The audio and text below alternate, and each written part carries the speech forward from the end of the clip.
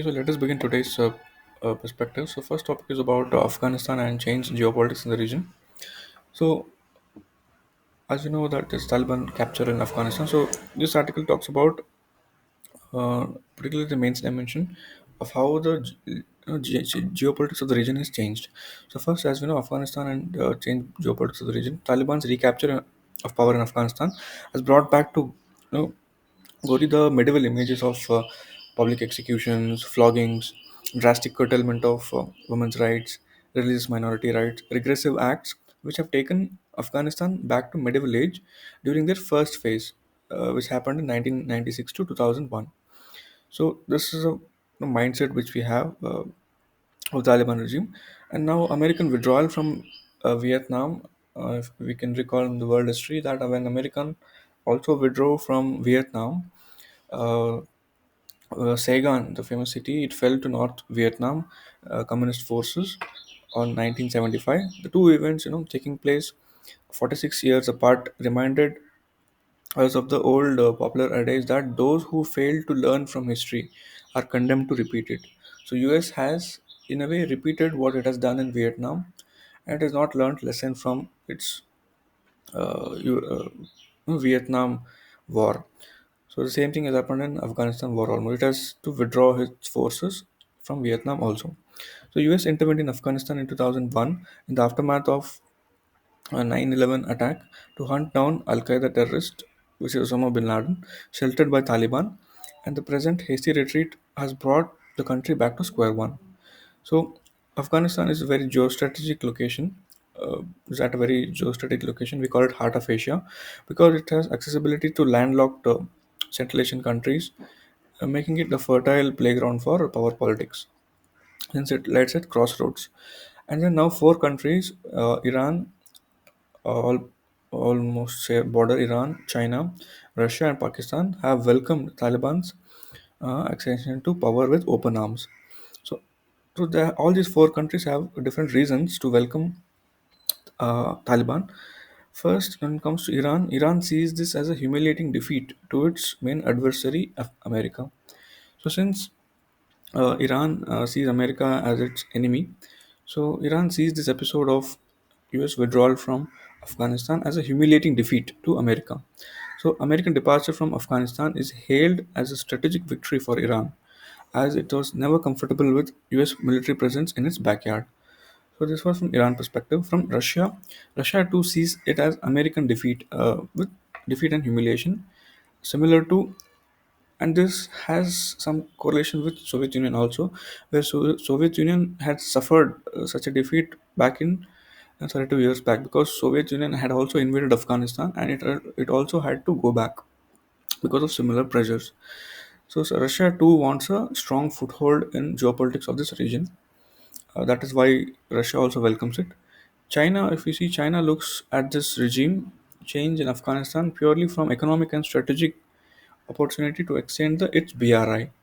So China is purely seeing it from economic and strategic point of view to extend its Belt and Road Initiative through Afghanistan and exploit its mineral resources to meet its ever-growing energy requirements. So this is China's perspective. China wants to exercise influence over Taliban to regulate and control the Turkmenistani Islamic movement, which is troubling its Xinjiang province by exporting hardline Islamism. So China also wants to use Taliban to regulate that. So this is the twin objective behind China. So if you see all these four countries, Iran, Russia, China, and now coming to Pakistan, Pakistan sees it as a strategic triumph over India, as earlier government of Ashraf Ghani and Hamid Karzai were very friendly to India. So all the earlier two governments were very friendly to India, Ashraf Ghani, and it allowed India strategic depth to the discomfort of Pakistan's military establishment. Now, Taliban has come to power, and Taliban we know is a kind of proxy to Pakistan. So, uh, Pakistan sees it as a strategic triumph over India.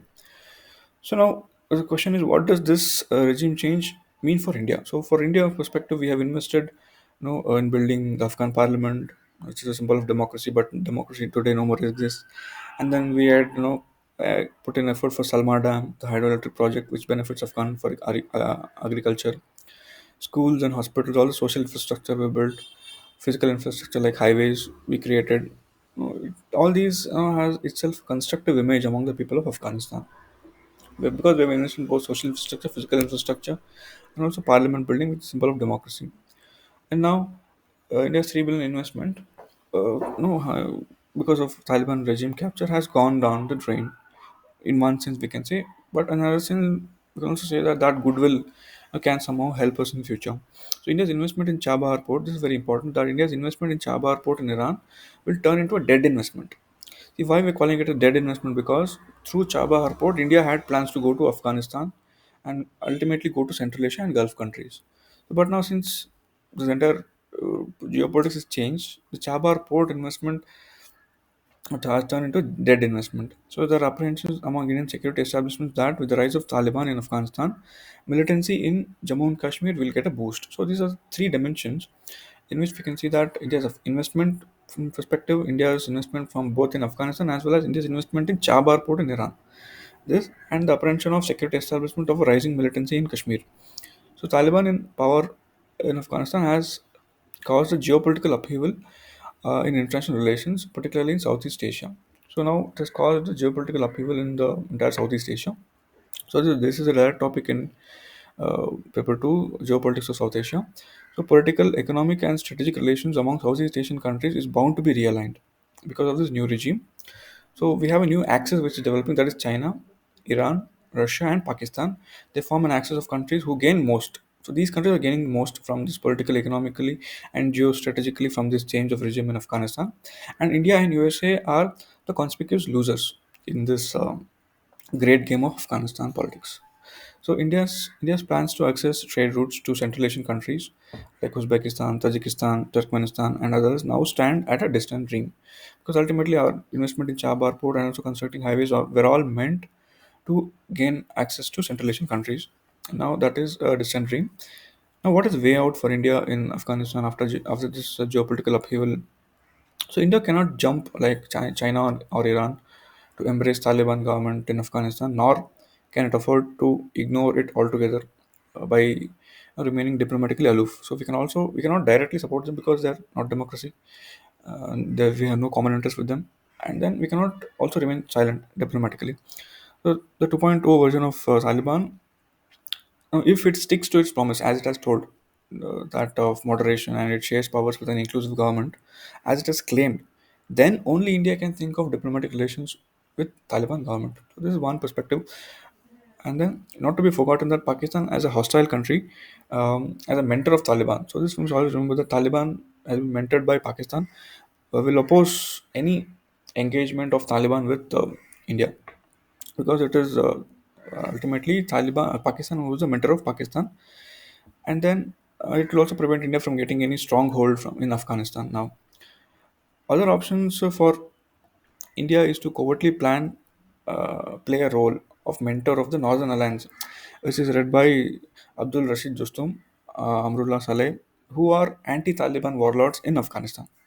So India can play a covert role over there also, like anti-Taliban forces.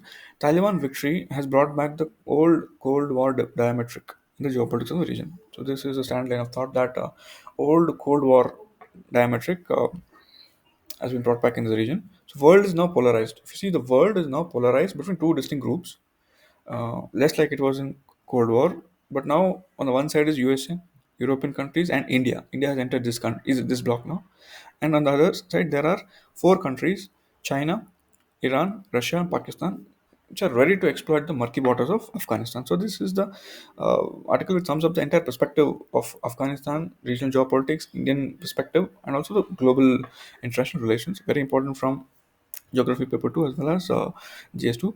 Now moving on, this is a short article about the time to take a deep breath. So respect to health, we know that people have become very health conscious these days because of COVID. So India has also been observed. It has been also observed that regular exercise and deep breathing may regulate the impact of COVID on lungs, because ultimately COVID infects the respiratory tract, and it leads to pneumonia, etc. So deep breathing has many other advantages also. Like for example, it has been proven that deep breathing reduces stress, anxiety, insomnia, and helps one relax. So studies at universities like Harvard and Stanford have confirmed the same. So many other studies have also shown that proper breathing is related to metabolism, energy levels, etc. So in the West, also scientists have come up with breathing techniques. For example, cardiac coherence breathing. So this is the cardiac coherence breathing. These are techniques which have been developed in the West. So in India, we already have our own indigenous technique like pranayama is practiced, but still it's not so popular as it should be in India. India need not be looked as a part of some religious practice. So one of the major reasons for pranayama not gaining such a deep penetration in society is because it's being looked upon as religious. So we must not see it as some kind of religious practice, but it is something which enhances our physical and mental health. So deep breathing for at least 10 minutes could be made part of regular activities in schools and colleges. This could be one way forward. It is important as it helps students to focus better, de-stress, and gain mental and emotional balance. So that is why we must always try to inculcate as part of the school curriculum also. Important exercise about the breathing. Next is about digital divide topic. So a tale of two Indias. As we know that digital divide is very much present in India, especially in terms of internet access. So over the past few years, availing basic utilities has become increasingly reliant on internet access. Whatever basic utilities we are accessing today, to some extent depends on the access to internet. Look to internet. We almost look to internet to meet every need, ranging from groceries to medicines. For example, smartphones, electricity, and internet access have become a norm of the day. Without these three, without either smartphone or without electricity or internet access, we cannot imagine our lives today. So now the concern is to get vaccines.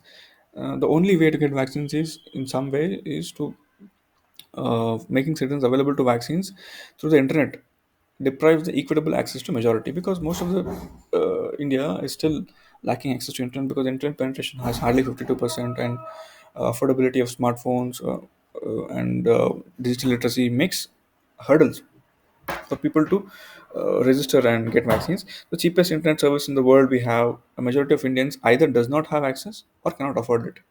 So these are the two concerns of digital divide, especially the economically weaker sections of India and people living in rural India. A lack of space for proper social distancing, a lack of space for proper social distancing, unaffordability of medical resources if infected, and the urgency of migration in order to continue the meeting basics daily sustenance makes this section particularly more vulnerable to the virus. And this section doesn't have such a foothold or access in terms of vaccine registration, etc. So unaffordability of smartphone and internet are the issues. Lack of internet infrastructure in India always been an issue. In a landmark judgment, Supreme Court also in Anuradha Bashin versus Union of India, so the famous case, Anuradha Bashin versus Union of India. The Supreme Court witnessed that Supreme Court reading access to internet within the ambit of fundamental right to freedom of speech and expression. So right to internet, access to internet is kind of considered within the ambit of freedom of speech and expression in this judgment. So digital divide was highlighted by the judges, and also we know the issue of lack of digital literacy, even though if you have access. So vaccine policy, exclusively relying. So current vaccine policy, if you observe, it is exclusively relying on online application for vaccinating a significant population of India. And if this is the case, and it will not be able to meet its target of universal immunization, because most of India don't have access to internet, or they're in the other side of digital divide. So it leaves the marginalized section to bear the brunt of of this accessibility barrier. It may be beneficial to put such a tech reliant policy on hold until there is a requisite infrastructure in place, physically, socially, and economically and politically. So that's about it.